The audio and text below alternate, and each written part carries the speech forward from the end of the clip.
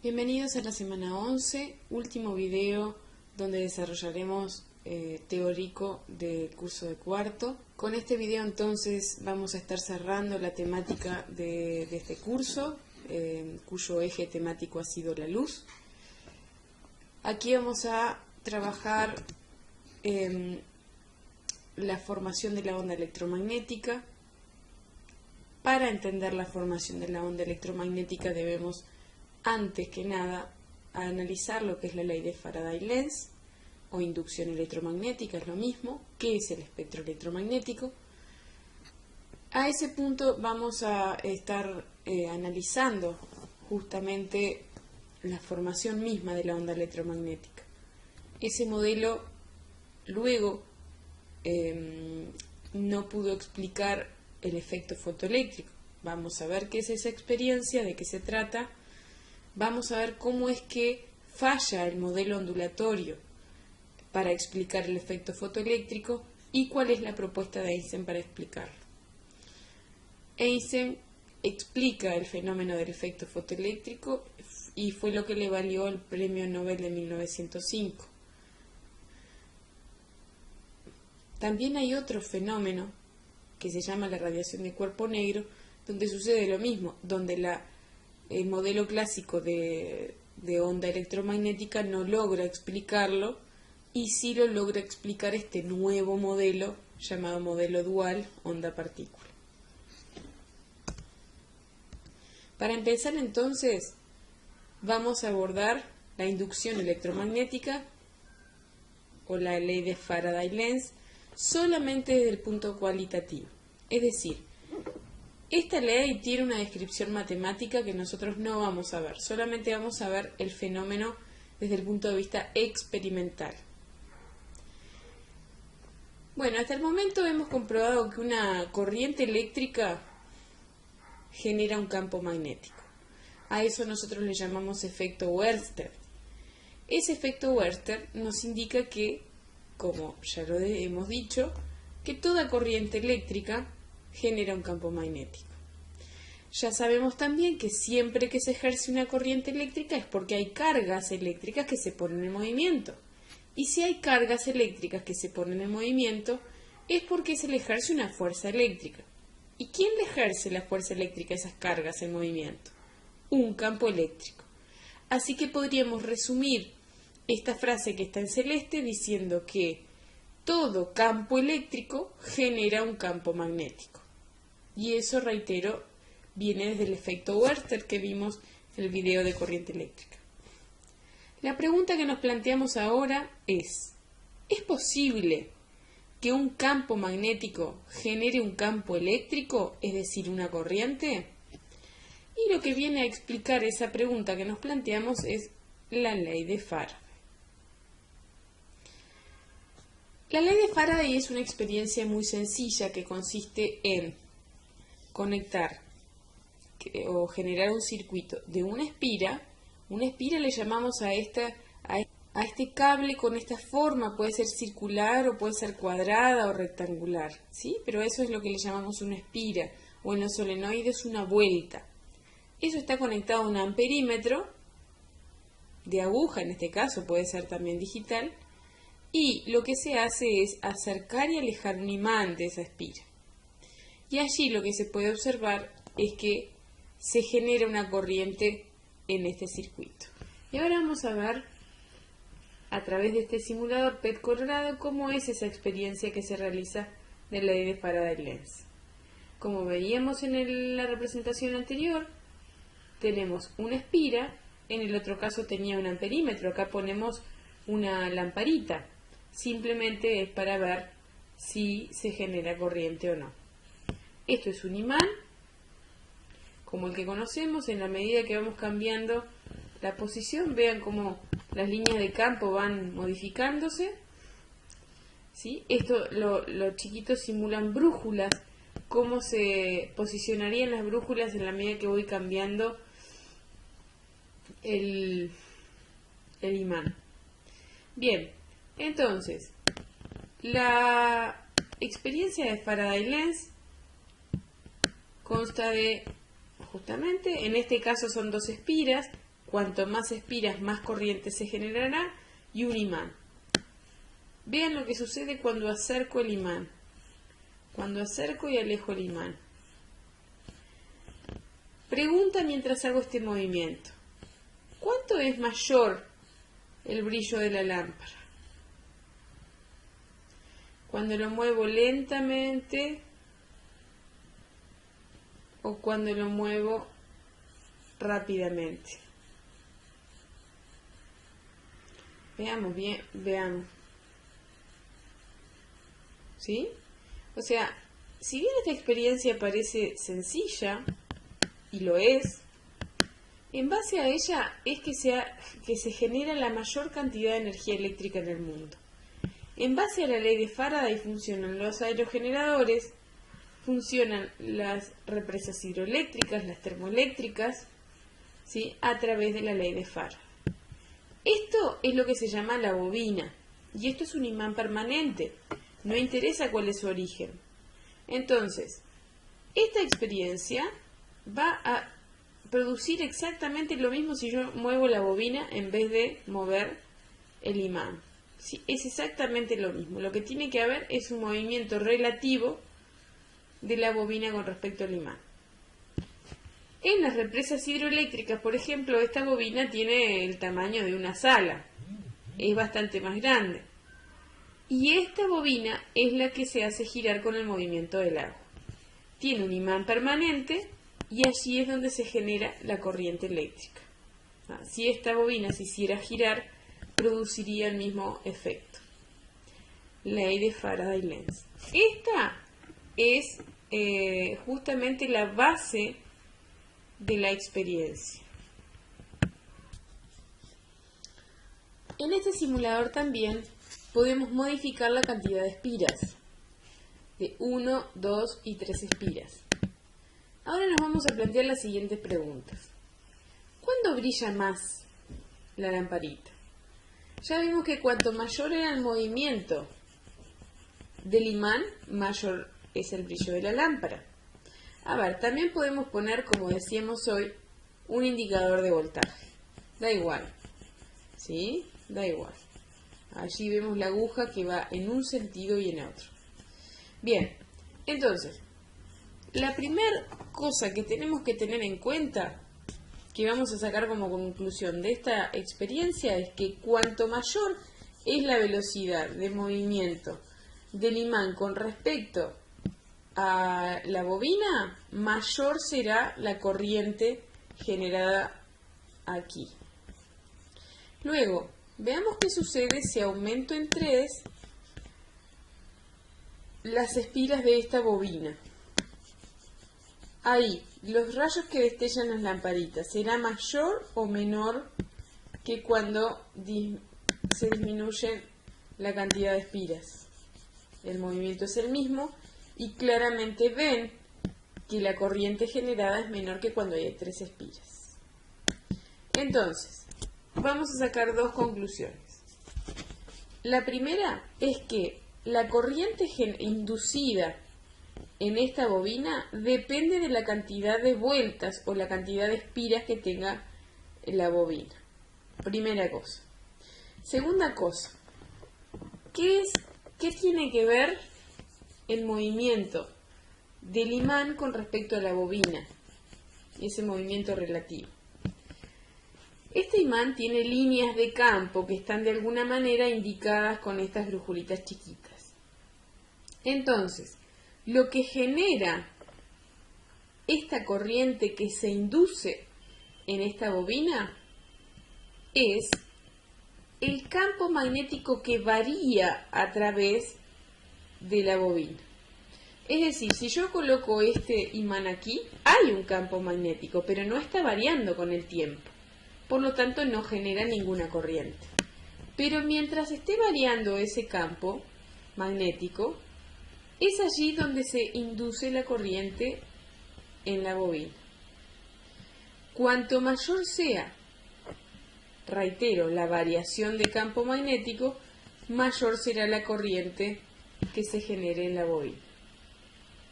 ¿Sí? Bien.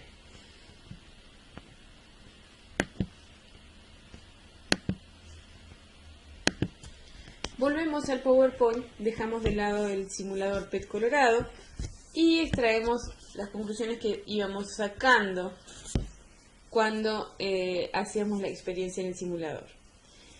Por un lado, cuando el imán está en movimiento se genera corriente. Si lo muevo más rápido se genera mayor corriente. El sentido de la corriente es diferente cuando lo muevo en un sentido y en el opuesto. Si el solenoide tiene más de una espira, o cuanto más espiras tiene el solenoide, mayor será la corriente. Bien, entonces, como decíamos anteriormente, las conclusiones es que la corriente inducida en la espira depende de la variación de flujo de campo magnético que atraviesa esta espira. ¿Qué es el flujo de campo magnético? Es la cantidad de líneas de campo por unidad de superficie. Es una forma de medir la variación de campo magnético a través de la espira. Bien, entonces, por otro lado, la ley de Lenz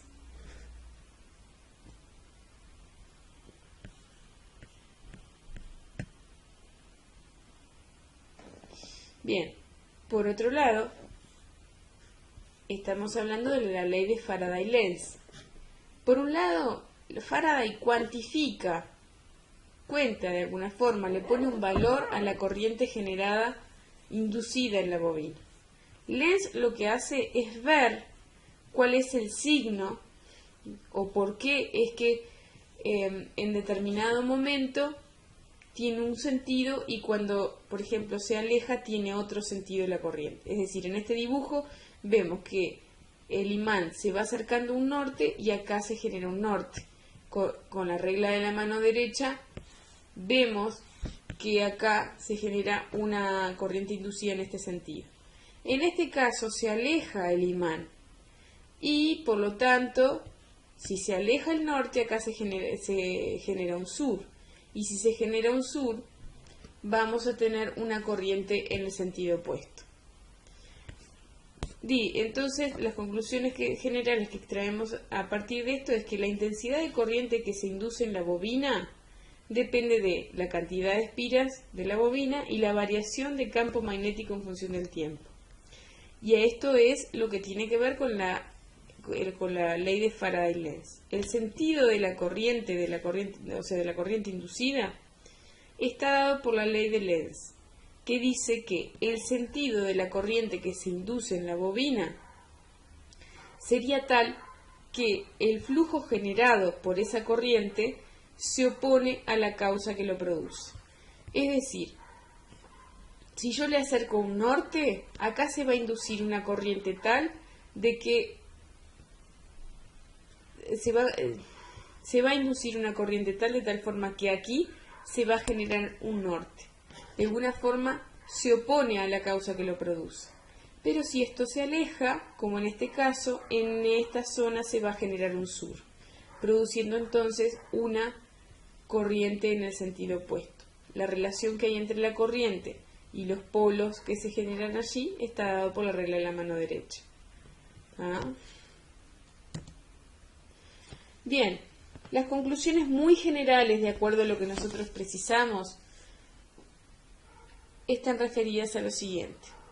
Un campo eléctrico genera un campo magnético. Esa afirmación está dada por el efecto Wörster o el efecto magnético de la corriente eléctrica. Todo cable por donde circula una corriente, es decir, que allí adentro hay un campo eléctrico, va a generar a su alrededor un campo magnético. Y por otro lado, un campo magnético variable genera un campo eléctrico variable. ¿Qué es lo que sucede en este caso? Dado que nosotros movemos el imán y ahí estamos generando un campo magnético variable. Y la corriente que se induce en la bobina es una corriente alterna, quiere decir que el campo eléctrico está variando de sentido continuamente. O sea que ese campo eléctrico también es variable. Esta conclusión será lo fundamental para poder explicar la formación de la onda electromagnética. Con las herramientas que hemos adquirido hasta ahora, con la ley de Faraday-Lenz, estamos en condiciones de analizar cómo es que se produce la onda electromagnética. vale la pena aclarar que el primero que logró emitir ondas de radio y recibirlas fue Henry Hertz. Hertz logró, como les decía hace un momento, entender cómo se forma la onda electromagnética y de esa manera logró generar ondas de radio y también recibirlas. Acá tenemos un pequeño simulador de Educa Plus donde nos muestra de alguna manera cómo se van a ir formando. Pero antes está bueno aclarar que las ondas electromagnéticas se generan a partir de una corriente alterna. La corriente alterna que se va a generar, bueno, acá lo que tenemos es un simulador de educaplus.org que lo que, que nos muestra de alguna forma esquemática es cómo se genera una onda electromagnética. Vamos a utilizar como herramienta justamente lo que vimos anteriormente, que un campo eléctrico variable genera un campo magnético variable y un campo magnético variable genera un campo eléctrico variable. Entonces, en este eje, ¿sí?, vamos a generar una corriente alterna. ¿Qué es una corriente alterna? Y imagínense un cable, evidentemente con cargas eléctricas, con electrones en movimiento, pero con corriente alterna, es decir, cambiando de sentido todo el tiempo. Esa corriente alterna, que son cargas en movimiento, van a generar un campo eléctrico variable, que acá se ve en rojo. Y ese campo eléctrico variable perpendicular a él generará un campo magnético variable. Y a su vez, la propagación de esa perturbación será perpendicular a los dos campos. Es decir, de alguna manera los campos eléctricos y magnéticos variables se van autogenerando entre sí y se propagan perpendicular a la dirección de oscilación del campo eléctrico y magnético. Veamos. Acá, imagínense que tenemos la corriente alterna, es decir, aquella que varía de sentido constantemente. Por ejemplo, en la corriente de UTE varía 60 veces por segundo, es de 60 Hz. Y ya que menciono a Hertz, vale la pena aclarar que el primero que logró generar un dispositivo para emitir o recibir ondas electromagnéticas, en particular ondas de radio, fue Henry Hertz. Bien, entonces aquí justamente podemos observar cómo es que se generan esas ondas electromagnéticas. Podemos aumentar la frecuencia, ¿sí? En la medida que aumentamos la frecuencia, disminuye la longitud de onda, dado que la velocidad de la luz es una constante en el vacío, ¿sí? 3,0 por 10 a la 8 metros por segundo, 300.000 kilómetros por segundo, dicho de otra manera. Según postula Einstein en su teoría de la relatividad especial, no existe una velocidad mayor a la de la luz. Y bueno, y allí vemos cómo entonces los campos eléctricos y campos magnéticos oscilando perpendiculares entre sí generan este fenómeno que se va autogenerando y se va propagando en dirección perpendicular al plano formado por el campo eléctrico y magnético variable. De esta forma entonces hemos arribado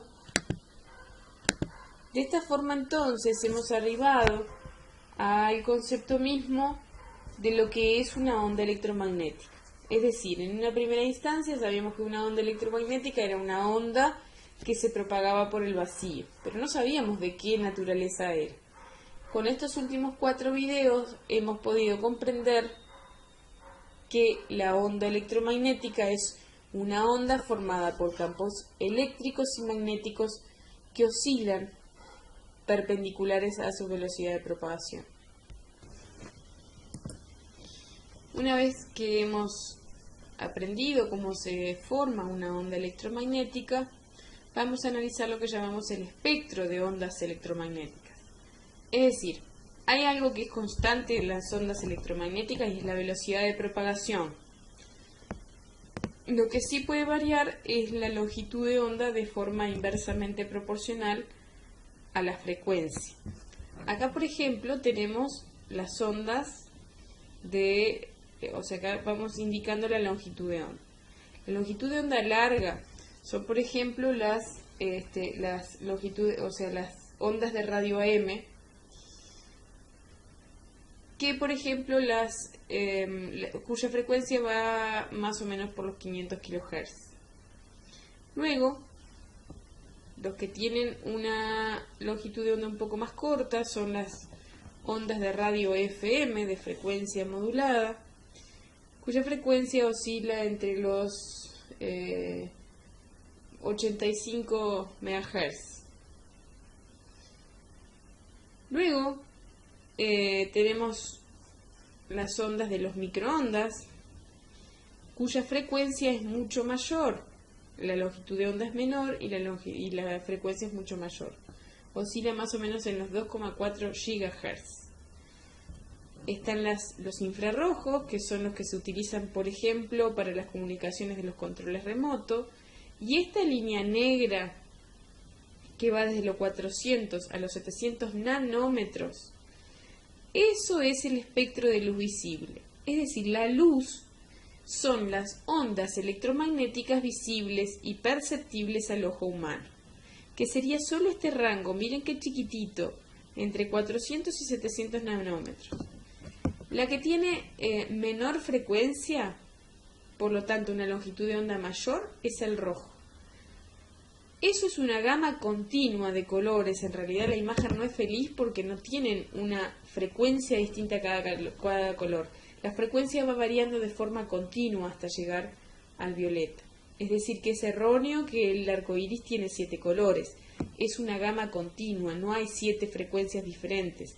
Hay una gama continua de colores. Luego, del espectro de luz visible, tenemos acá las ultravioletas, que estas son las que emite el sol. El sol emite el infrarrojo, que es lo que da calor, y los ultravioletas, que son aquellas que que son nocivas para la piel. Luego tenemos los rayos X de 5 nanómetros. Todas estas de acá para abajo son nocivas para el ser humano. Los rayos X, por ejemplo, se utilizan para hacer estudios, por ejemplo, cuando hay una fractura o algo así, pero no se puede usar porque es muy nocivo para la salud. Rayos gamas y rayos cósmicos. Es decir, todas estas son ondas electromagnéticas cuya velocidad de propagación en el vacío es constante, pero dependiendo de las longitudes de onda y sus frecuencias, tienen características diferentes y diferentes usos. Bien, hasta ahora entonces hemos aprendido acerca de las ondas electromagnéticas y el modelo de onda electromagnética. El punto es que ese modelo, el modelo clásico de onda electromagnética,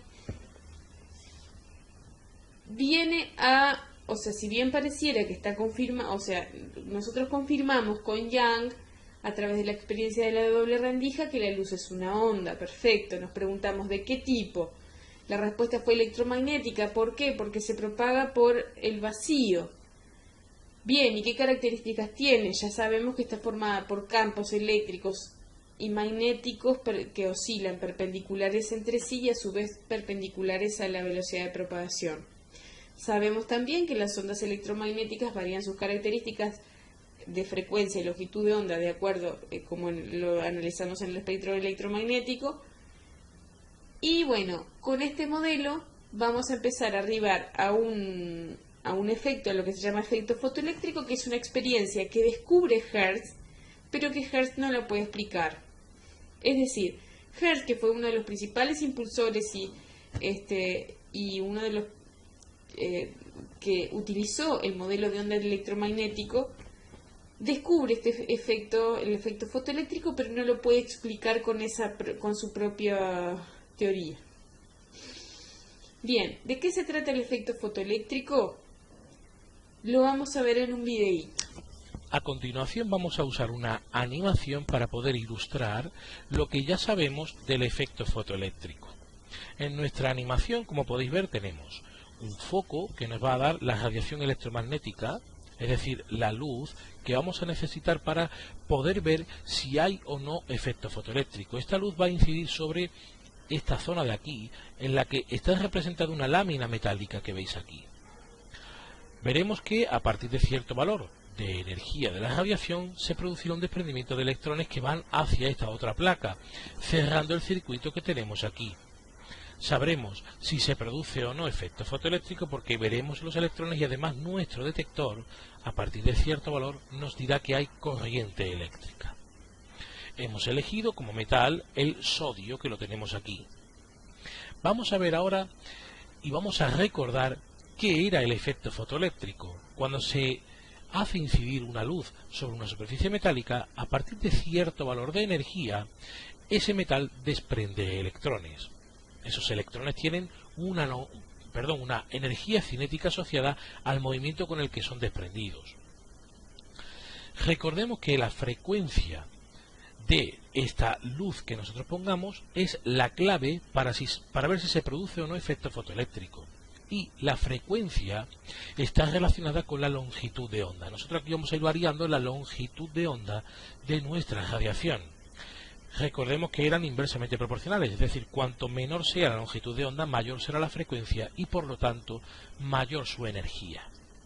En este momento podemos ver que está apagada nuestra bombilla. Si nosotros damos, como vemos aquí, ¿verdad?, intensidad, por ejemplo, lo llevamos cerca del 50%, veremos que se enciende la bombilla y está dando sobre nuestra lámina de sodio, pero no se produce desprendimiento de electrones, no se produce efecto fotoeléctrico. ¿Cómo conseguiremos que se produzca?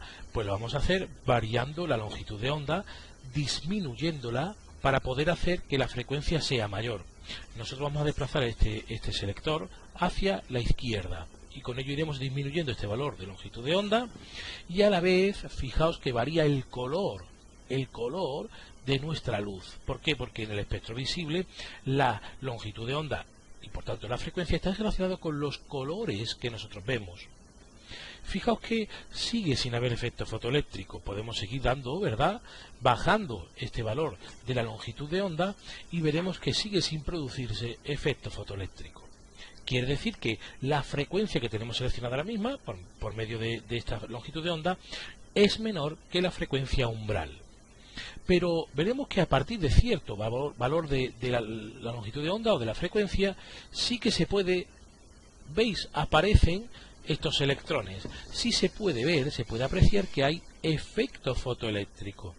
Ahora, la energía asociada a esta luz de color verde sí que tiene la suficiente energía para arrancar electrones de la superficie de nuestro metal.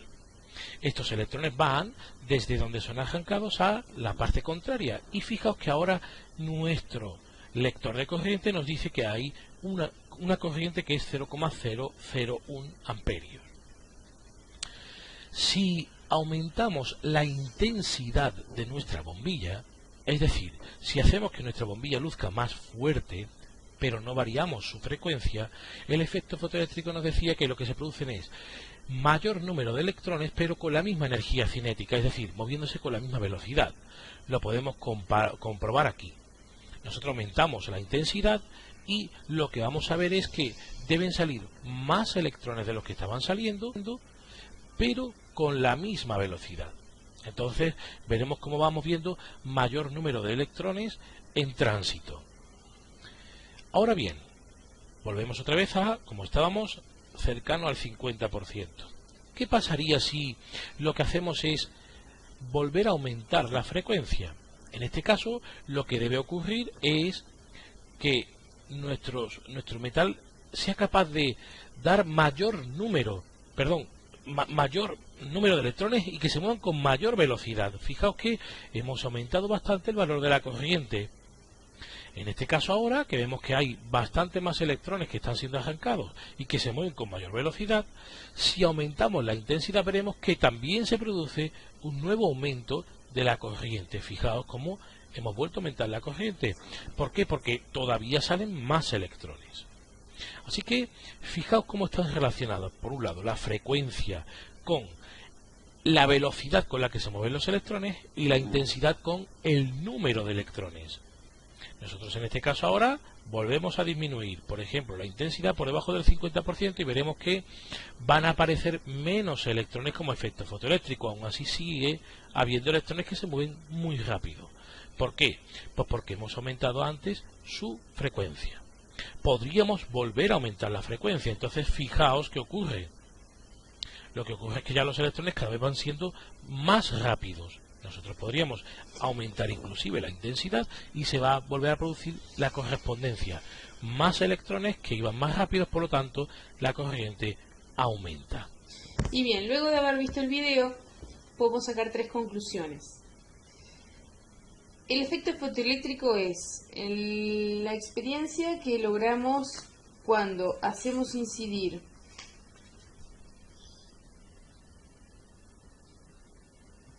una luz sobre una superficie metálica y logramos extraer electrones, generando una corriente eléctrica. Se descubrió que se produce el efecto fotoeléctrico a partir de cierta frecuencia de la luz. Dicha frecuencia se llama frecuencia umbral y depende del metal con el que estemos trabajando. Se observó que la energía de los electrones más rápidos emitidos depende solamente de la frecuencia de la luz incidente. ¿Cómo lo explicaría, o mejor dicho, cómo es que lo explicaría el modelo de onda electromagnética y por lo cual falla? Lo explicaría de la siguiente manera. Si la luz efectivamente es una onda electromagnética, se puede hacer una analogía con un niño en una hamaca. Si el niño representara el electrón del metal, podría decirse que estaría amarrado a la hamaca. Y yo cuando tengo un niño lo estoy ejerciendo una fuerza de forma continua, ¿sí?, con una cierta frecuencia, aunque sea muy baja, se supone que el niño libre de rozamiento va a ir cada vez más, va a tener una oscilación con una amplitud cada vez mayor. Llegado un momento, el pobre niño saldría despedido de la hamaca. Cuanto menor es la frecuencia, el niño tardaría más rato en salir arrancado desde la hamaca. Es decir, en el caso de los electrones, el modelo de onda electromagnético podría prever que no importa la frecuencia con la la frecuencia de la luz que incide sobre la placa.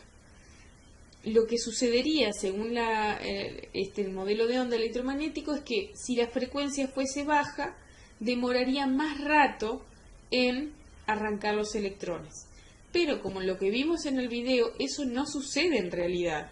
Lo que sucede es que la frecuencia tiene que ser mayor a la umbral para que se produzca efecto fotoeléctrico. Es así que, de alguna manera, allí es donde se encuentra la primer falla del modelo de onda electromagnético de acuerdo al efecto fotoeléctrico.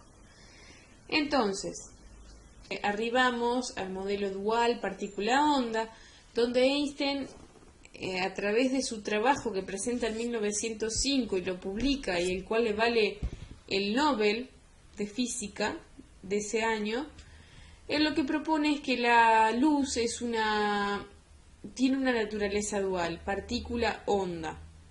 Él dice que se propaga como onda e interacciona como partícula. Se propaga en paquetes llamados fotones que tienen cantidad de energía determinada. Fue muy difícil aceptar esto, ya que la lógica humana no permite reconocer dos comportamientos a la misma vez del mismo fenómeno. Nosotros siempre tenemos esa forma de pensar que o algo es partícula o algo es onda, pero no es fácil concebir que algo se comporte como dos cosas a la vez diferentes. Por eso hacemos referencia a esta imagen y con eso cerramos esta última parte del curso, donde un mismo cuerpo se observa un comportamiento, o sea, se observa una imagen circular y una imagen rectangular.